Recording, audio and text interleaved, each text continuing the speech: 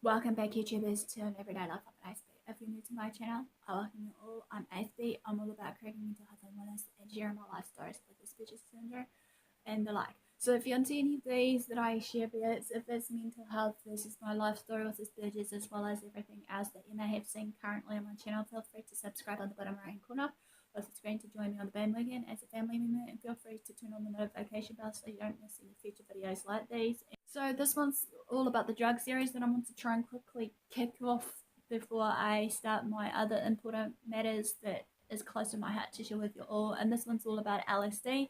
Let me know in the comment section below before I begin this if you're liking these and if you've learned anything along the way and how you feel about them, because as I said, I'm here to educate and mentor you guys as much as I can, as well as supporting you guys.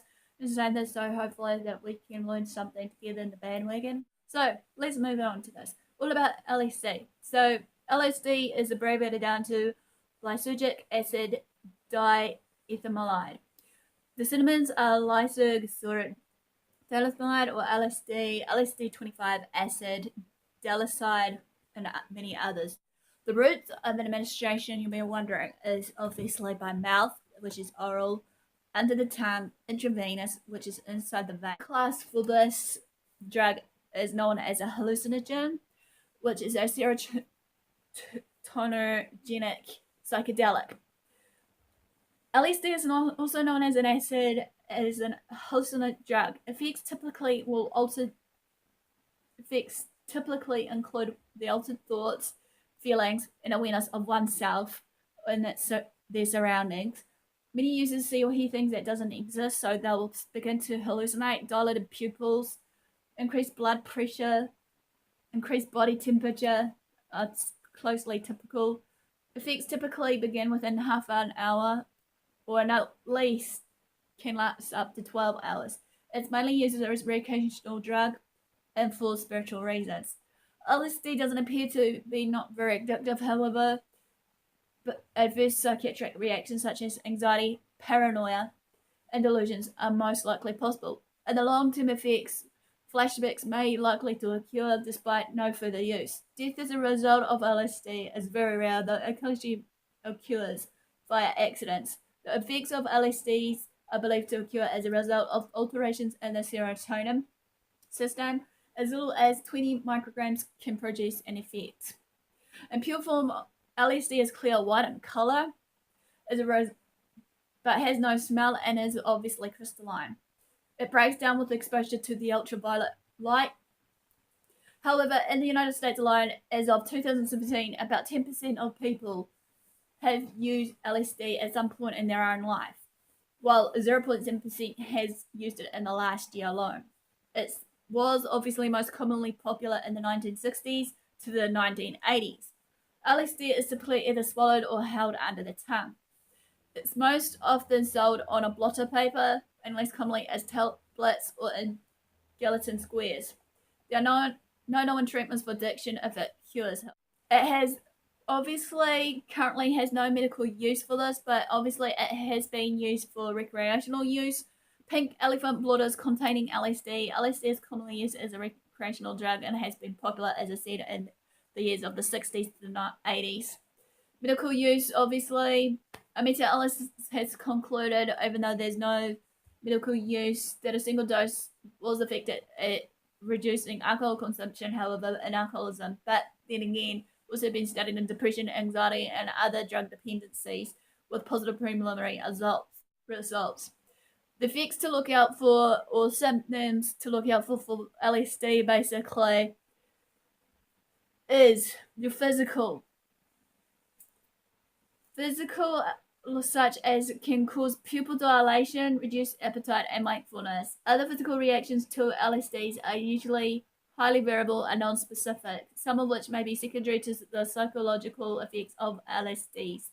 Among the reported symptoms are numbness, weakness, nausea, hypothermia or hyperthermia, elevated blood sugar levels, goosebumps, heart rate increases, jaw clenching, perspiration, salivation production, mucus production, hyperreflexia, and tremors. On the psychological side effects, is the most common immediate psychological effect of LSD are your visual hallucinations or illusions, colloquially known as tripping, which can vary greatly depending on how much is used and how the brain will respond, obviously, by the person that's using it. Trips usually start within 20 to 30 minutes after taking LSD by the mouth, unless if snorted or taken intravenously. It will peak 3 to 4 hours after ingestion and last up to 12 hours. Negative responses or experiences referred to as bad trips produce intense negative emotions, such as irrational fears and anxiety, panic attacks, paranoia, rapid mood swings, intrusive thoughts of helplessness or hopelessness, wanting to harm others, and suicidal ideation. It's impossible to predict when a bad trip will occur, however, with the person. Good trips are stimulating and pleasurable for the users, and typically involves feelings as if one is floating, disconnected from reality, feelings of joy or euphoria, sometimes called as a big rush, decreased inhibitions, and the belief that one has extreme mental clarity or superpowers. And the sensory side of things, some sensory effects may include experience of radiant colors or jets and surfaces appearing to ripple or breathe. Color patterns behind the closed eyelids, idyllic imagery, an altered sense of time, which your time tends to be stretching, repeating itself, changing speed or stopping. Crawling geometric patterns overlaying walls and other objects and morphing objects. Some users, including Albert Hoffman, reported a strong metallic taste of the duration of the effects. LSD causes an anonymity sensory experience of senses, emotions, memories, time, awareness for up to 6 to 14 hours, depending again on the dosage and the tolerance levels of the user. Generally, beginning within 30 to 90 minutes after ingestion, the user may experience anything from the subtle changes in perception to overwhelming cognitive shifts. Changes in auditory and visual perception are usually typical. Visual effects include the illusion of movements of static surfaces like your walls, breathing, after image-like trails of moving objects, traces, the appearance of moving colored geometric patterns, which are especially known for when, with closed eyes, and intensification of colors and brightness, sparkling new textures on objects, blurred vision, and shape suggestibility. Some users report that the inanimate world appears to animate in an inexplicable way. For instance, objects that are static in 3 dimensions can seem to be moving relative to one or more additional spatial dimensions. Many of the basic visual effects resemble the phosphenes seen after applying pressure to the eye and also have studied under the name of form constants. The auditory effects of LSD may include echo-like distortions of sounds, changes in ability to discern concurrent auditory stimuli, and a general intensification of the experience of music. Higher doses often can cause intense and fundamental distortion of sensory perceptions, such as synesthesia, the experience of additional spatial or temporal dimensions and temporal dissociation. Addiction experts in psychiatry, chemistry, pharmacology, forensic science, epidemiology, and the police and the legal services engage Delysid analysis regarding 20 popular recreational drugs used. LSD was ranked 14th in dependence, 15th in physical harm, and 13th in social harm. Over the 20 drugs ranked according to the individual and social harm by David Nutt, LSD was third to the last.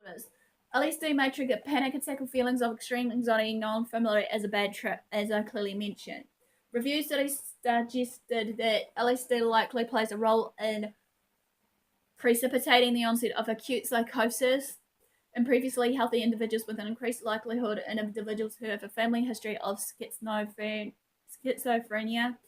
There's evidence that people with severe mental illnesses like schizophrenia have a higher likelihood of experiencing adverse effects from taking these forms of drugs. Some individuals may experience flashbacks and a syndrome of long-term endocrinologically distressing perceptual changes. Flashbacks are reported psychological phenomenon which an individual experiences an episode of some LSD subjective effects after the drug has worn off, persisting for months or years after hallucinogen use. Several studies have tried to determine the likelihood that a user of LSD not suffering from known psychiatric conditions will experience these flashbacks. Hallucinogen persisting perception disorder, or HPPD, describes a post-LSD exposure syndrome in which LSD-like visual changes aren't temporary and brief, as they are in flashbacks, but instead are persistent and cause clinically insignificant impairment or distress. This syndrome is a DSM-5 diagnosis. Several scientific journal articles have described this disorder. HPPD, however, differs from flashbacks in that it's persistent and apparently entirely visual, although mood and anxiety disorders are sometimes diagnosed in the same individuals. A recent review suggested that HPPD, as defined in the DSM-5, is uncommon and affects a distinctively vulnerable subpopulation of users. 2. LSD builds up over consistent use, and cross-tolerance has been demonstrated between LSD, mescaline, and psilocybin. This tolerance is probably caused by a downregulation of 5-HT2A receptors in the brain and diminishes a few days after cessation of drug use. LSD isn't addictive. Experimental evidence has been demonstrated that LSD use doesn't yield positive reinforcement in either any human or animal subjects. As of 2008, there were no documented fatalities attributed directly to an LSD overdose. Despite the several behavioral fatalities and suicides have occurred due to LSD, 8 individuals who accidentally consumed very high amounts by mistaking LSD for cocaine developed comatose states, hypothermia, sweating, vomiting, gastric bleeding, and respiratory problems. However, all survived with the supportive care that was needed. Reassurance in a calm, safe environment is beneficial. Agitation can be safely addressed with benzodiazepines such as lorazepam or diazepam. Neuroleptics such as haloperidol are recommended because they have the adverse effects. LSD is rapidly absorbed, so activated charcoal and emptying of the stomach will be of little benefit to the user, unless done within the 30 to 60 minutes of ingesting an overdose of the LSD. Sedation or physical restraint is really required, and excessive restraint may cause complications such as hypothermia, which is your overheating, or rhabdomyolysis. Research has suggested that massive doses aren't lethal, but do typically require supportive care from your specialist, which may include endotracheal intubation or respiratory support. It's recommended that high blood pressure, tachycardia, which is your rapid heartbeat, and hypothermia, if present, are treated symptomatically, and that low blood pressure is treated initially with fluids and then with pressors if necessary.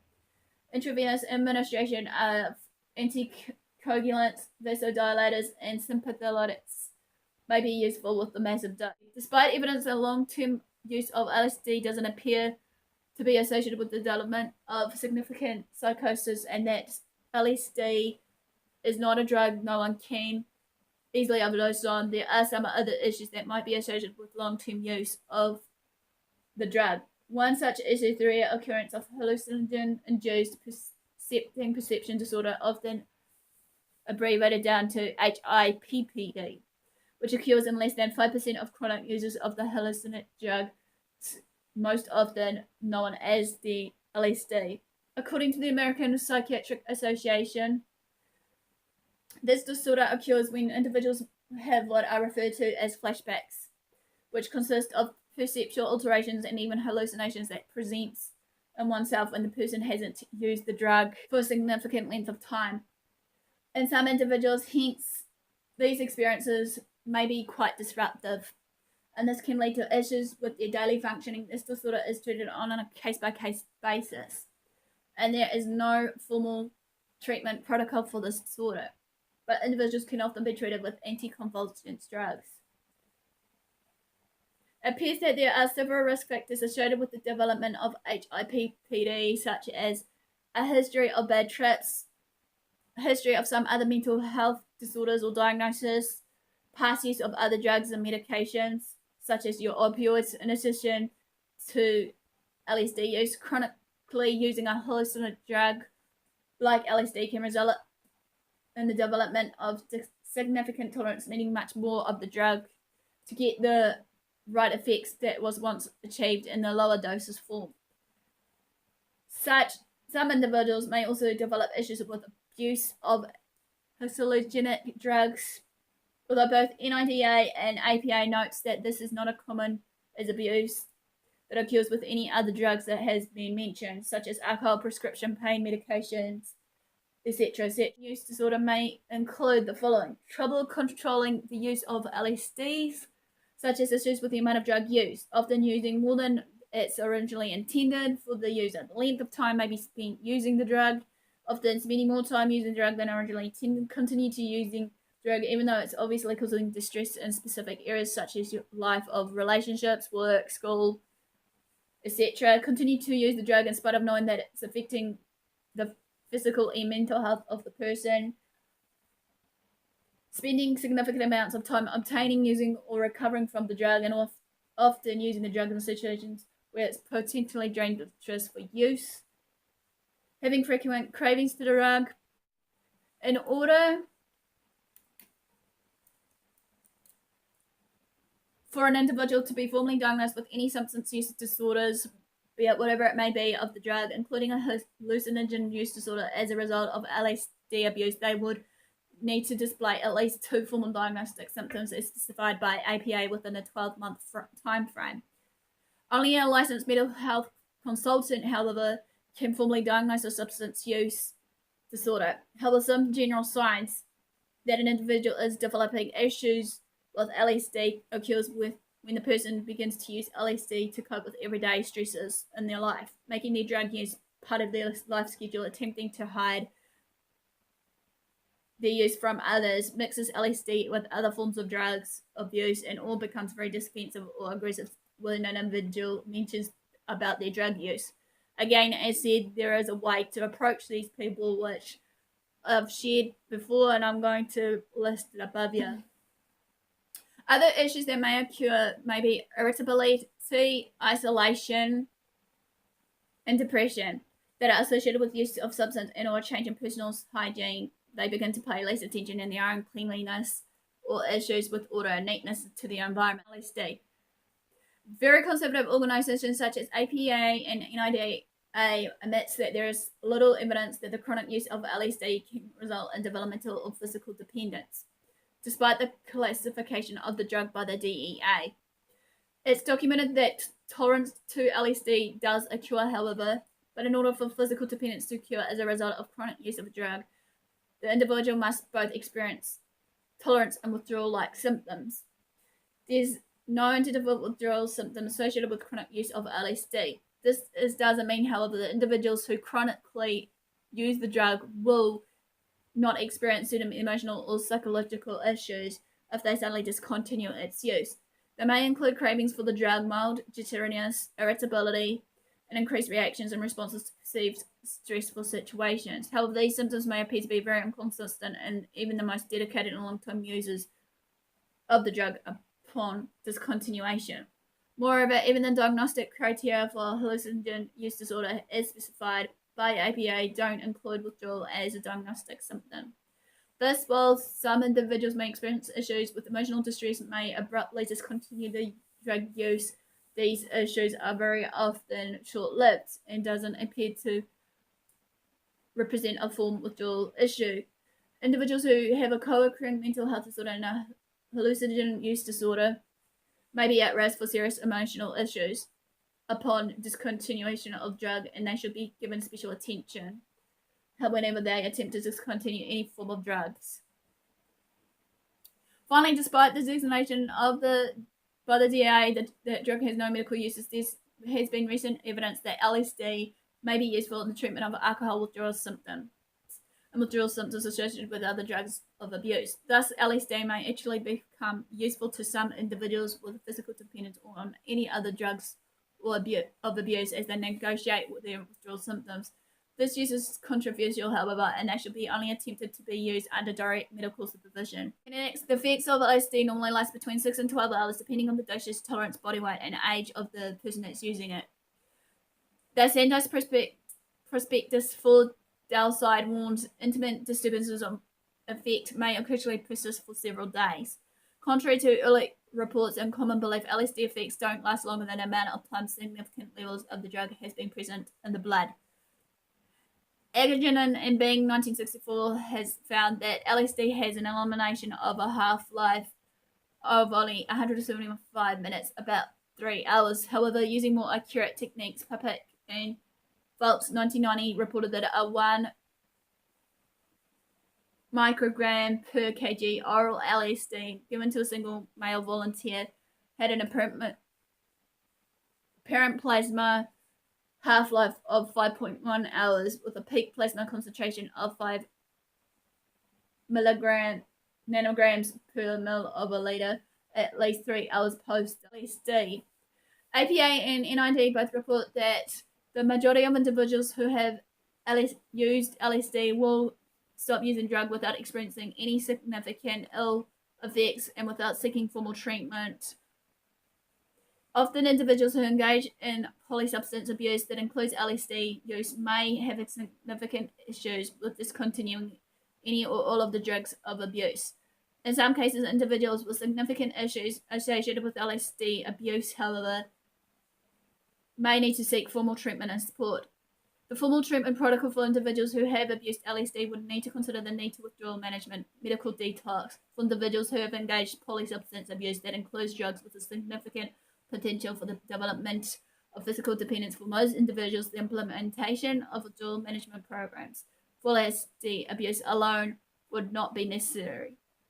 However, these individuals will require close supervision and support in the earlier stages of their recovery. Medical management of symptoms as appropriate should be implemented for anyone who's recovering from any substance use disorder. This includes the medical management of any co-occurring physical and psychological conditions. According to NIDA, APA, and the American Society of Addiction Medicine, the primary focus of recovery for any substance use disorder is involvement in full substance use disorder therapy. Most often, this therapy is a cognitive behavioral-like therapy program nature and allows the individual to identify and address the issues that fostered their substance use in the first time. Understanding how specific patterns of the beliefs or thoughts contribute to their substance use, address these issues and to change them and develop some coping skills and management for themselves, as well as a formal program of a relapse prevention. Therapy can be delivered in an individual format, a group format, or a combination of both individual and group sessions. In addition, individuals in recovery require strong support from family, friends, and others in recovery, and the use of family therapy support group participation, such as a 12-step group participation, can contribute to the individual's recovery and enhance the effects of the formal therapy. Other complementary and alternative forms of treatment may also enhance an individual's recovery, including music therapy, psychodrama, animal-assisted therapy, etc. However, these adjunctive type of therapy should be used in addition to formal substance use disorder therapy. An individual in recovery from any substance use disorder, however, needs to be treated as a whole person. This includes implementing any other needs of support or interventions that are germane to the individual case. Such additional interventions should include tutoring services, job placement services, speech therapy, vocational training, other medical interventions, etc. Individuals should receive periodic assessments regarding their progress in treatment as well. The key to successful recovery from any substance use disorder is to remain in treatment for a significant length of time. Most individuals in recovery need to be involved in intensive treatment for at least 90 days before they have developed significant abstinence from their substance of choice. However, ongoing participation in some form of recovery-related activity should generally continue for years. Since formal substance use disorder therapy is often time-limited, most individuals will continue to participate in social support and community support like groups for many years to come. In addition, they will have periodic checkups with their therapists and treating physicians in order to achieve this long-term success. Well, this quickly ends a quick video based on LSD. Hope you like this. Smash the like. Feel free to comment below. Feel free to share these videos around. Feel free to also follow me on my social medias. Feel free to also, as I said before, I've got a website for my membership. If you want to come over to check it out, feel free to do so and share it around to family and friends.